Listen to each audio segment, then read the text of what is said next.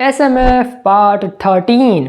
Well या guys, पिछले video में हमने बहुत सारी चीज़ें देखी थी। हमारा सीओक जो है वो अपनी स्टेप मदर को फाइनली ढूंढ लेता है एंड वो उनको मनाने की कोशिश ही करता है। ऊपर से आज के वीडियो में हमारे सीओक को डिसाइड करना होगा कि वो इन चारों लड़कियों में से किसे अपना लाइफ पार्टनर बनाने वाला है, जिसमें हमारे सीओक को बहुत ही ज़्यादा दिक्कतें आने वाली है।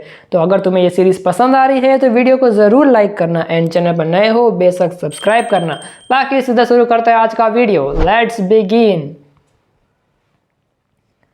वीडियो की शुरुआत वहीं से होती है जहां पर हमने पिछला वीडियो एंड किया था। हमारा सीओक जो है वो अपनी स्टेप मदर को मनाने की कोशिश करता है। थोड़े पलों के लिए इन दोनों के में थोड़ा सा साइलेंस आ जाता है। अब जैसे ही हमारी स्टेप मदर कुछ बोलने ही वाली होती है, सीओक अपनी स्टेप मदर को हक कर लेता है, जिसकी वजह से वो इस मोमेंट पे कुछ बोलने नहीं पाती। एंड ये पैनल बहुत ही ज़्यादा ब्यूटीफुल लग रहा है मुझे। अब यहाँ पर हमारा सीओक जो है वो थोड़ा सा हरामी कैरेक्टर है, वो तुम जानते ही हो। तो वो जो है वो सारी हरकतें करने की कोशिश करता है जो उसे नहीं करनी चाहिए। हमारी स्टेप मदर जो है वो सीओक को मनाने की कोशिश करती है कि उन्हें यहाँ खुले में ये सब कुछ हरकतें नहीं करनी चाहिए, लेकिन हमारा सीओक मानता तो है नहीं। तो एट दी एंड हमारी स्टेप मदर भी मान जाती है वो सारी हरकतें एक बीच के ऊपर करने के लिए। एंड अब यहाँ पर हमारी स्टेप मदर जैसे ही वो सारी हरकतें करना स्टार्ट करती है, वो बहुत ही ज़्यादा गुस्से होकर सीओक को ऐसा लुक देती है जिससे हमारा सीओक भी थोड़ा सा डर जाता है, क्योंकि अब हमारी स्टेप मदर को पता चल चुका है कि सीओक की बॉडी में से यूमी, नायोन एंड इयुन ये तीनों लड़कियों की स्मेल आ रही है। यानी कि सीओक ने क्या किया है वो बताने की ज़रूरत नहीं है। एंड इस मोमेंट पर हमारी स्टेप मदर जो है वो सीओक को माफ़ कर देती है एंड वो अपने सारे के सारे कपड़े उतार देती है। एंड इस मोमेंट पे हमारी सीओक एंड उसकी स्टेप मदर क्या हरकतें कर रही है, वेल अब वो मुझे नहीं पता, ठीक है, अब तुम समझ जाओ। थोड़े पलों के बाद जब इन दोनों ने सारी की सारी हरकतें कंप्लीट हो जाती है and this panel looking beautiful, बहुत ही अच्छी तरीके से ये पैनल बनाया है। अब हमारा सीओक डिसाइड कर रहा होता है कि अब उसे आगे क्या करना चाहिए, वो इसी के बारे में सोच रहा होता है। सीन थोड़ा सा शिफ्ट होता है। हम देखते हैं हमारा सीओक जो है वो सारी की सारी बातें अपने डैड को बता रहा है कि वो उसकी स्टेप मदर को बहुत ही ज़्यादा पसंद करता है। अब हमारा डैड जो है वो सब कुछ समझ चुका है कि इन दोनों के बीच में क्या रिलेशन है, इन दोनों के बीच में कौन सी हरकतें हो रही है। तो हमारा डैड जो है वो उसकी वाइफ को वहाँ से जाने के लिए बोल देता है ताकि ये बाप बेटे अपनी खुद की बात कर सके। हमारी स्टेप मदर जो है वो थोड़ी सी चिंतित होती है, तो सीओक उसे मनाता है कि कुछ नहीं होगा, सब कुछ ठीक ही होगा, एंड वो वहाँ से चली जाती है। सीओक का डैड जो है वो अब यहाँ पर सीओक को कुछ ऐसी बातें बताने वाला है जिसके बारे में सीओक को बिल्कुल भी नहीं पता।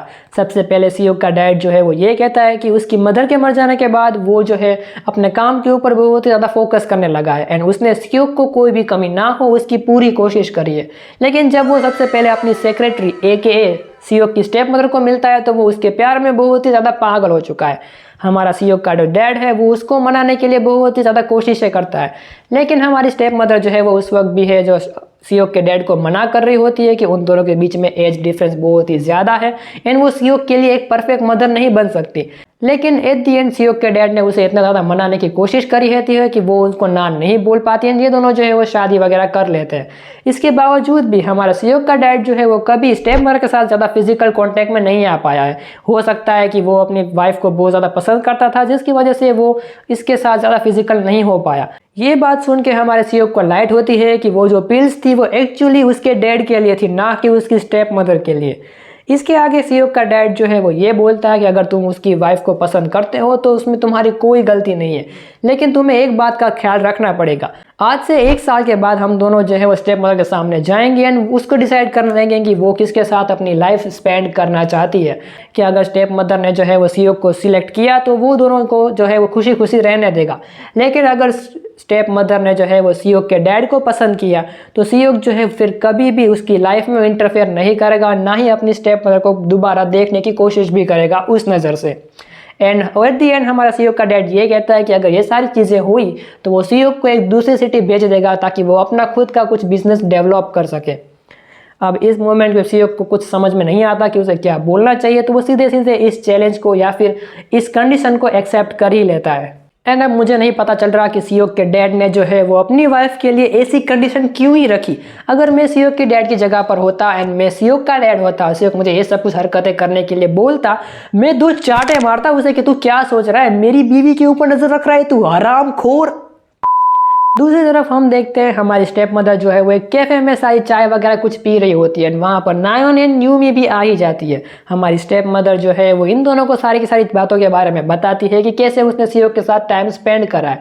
ये सब कुछ सुन के हमारी नायोन जो है वो थोड़ी सी शॉक हो जाती है। हमारी यूमी ये कहती है कि उसने सियोक के साथ बहुत बार टाइम स्पेंड करा है एंड एक बार तो सियोक ने उसे कंटिन्यूअस 7 बार तक डिस्ट्रॉय भी कर रखा है। ये बात सुन के हमारी नायोन तो बहुत ज़्यादा जेलसी फील करने लगी है इन दोनों के लिए, लेकिन इन दोनों के सामने वो ये बोल देती है कि सियोक ने उसके साथ भी बहुत बार टाइम स्पेंड कर रखा है।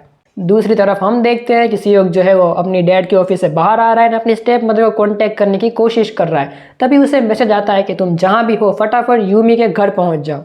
अब जैसे ही हमारा सियोक जो है वो यूमी के घर पहुँचता है, वो देख के थोड़ा सा शॉक हो चुका है कि ये चारों की चारों लड़कियाँ यूमी के घर पर क्या कर रही है। अब जैसे ही हमारा सियोक कुछ बोलने जाए उससे पहले हमारी नायोन ये बोल देती है कि अब बहुत हो चुका है, अब तुम्हें फाइनली डिसाइड करना ही होगा।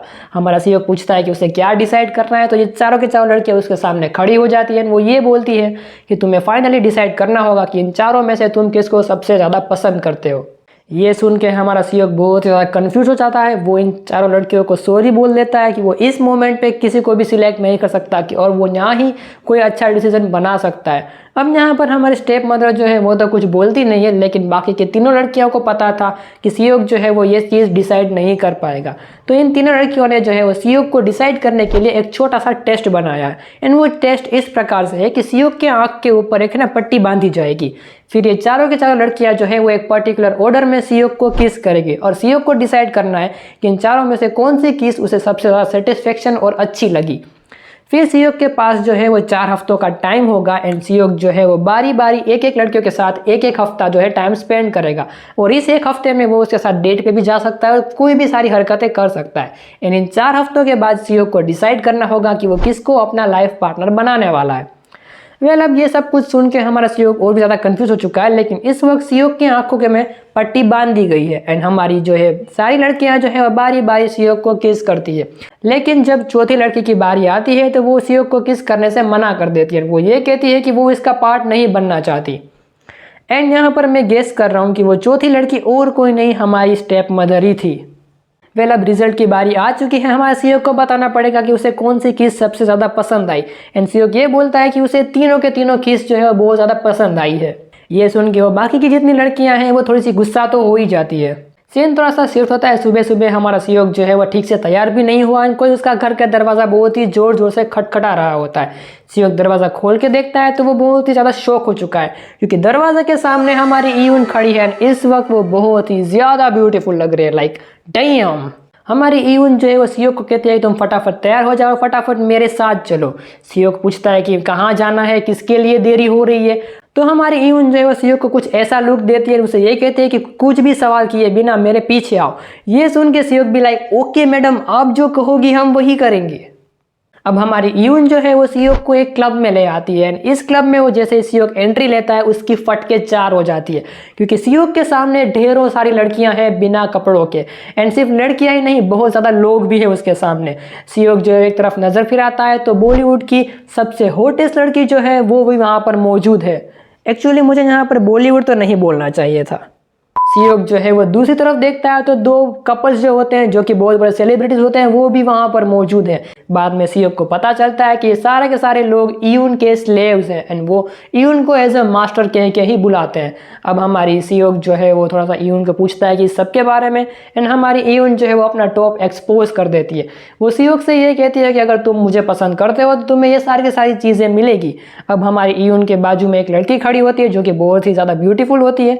ईयून जो है वो उसका टॉप भी एक्सपोज कर देती है। उसे ये कहती है कि अगर तुमने मुझे सिलेक्ट किया तो ये सारे के सारे स्लेव्स जो है वो तुम्हारे भी स्लेव्स बन जाएंगे। अब मुझे पता चला कि ईयून सियोक को यहाँ पर क्यों लाई है। बेसिकली ईयून जो है वो अपनी पावर और पैसों की मदद से सियोक को अट्रैक्ट करने की कोशिश कर रही है ताकि सियोक जो है वो उसको पसंद कर ले। यहाँ पर आइडिया बुरा नहीं है, लेकिन इस वक्त हमारा सियोक जो है वो बदल चुका है।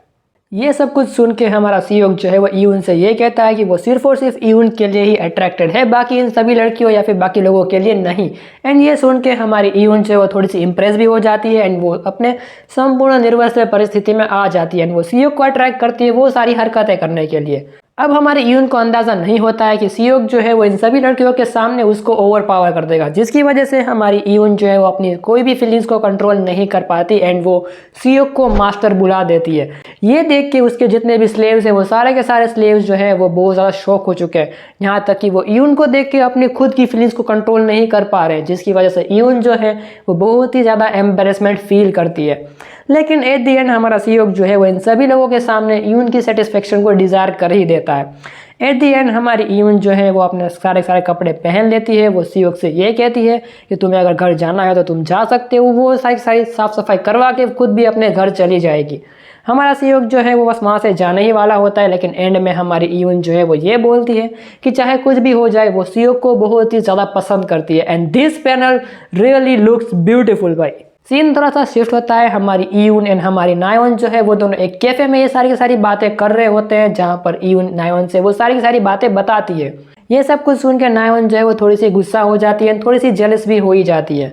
यानी कि इस मोमेंट पे इन दोनों लड़कियों के बीच में बहुत ही तगड़ी राइवलरी बन चुकी है। एंड अगले वीक हमारी नायोन की बारी है सियोक के साथ डेट पे जाने के लिए, एंड वो इस डेट के लिए बहुत ही ज़्यादा एक्साइटेड भी है। तो अब हमारी नायोन जो है वो सियोक को अट्रैक्ट करने के लिए क्या कहेगी वो तो हम अगले एपिसोड में ही देखेंगे। तो अगर तुम्हें ये वीडियो पसंद आती है, वीडियो को ज़रूर लाइक करना, चैनल पर नए हो बेशक सब्सक्राइब करना। Till then thanks for watching.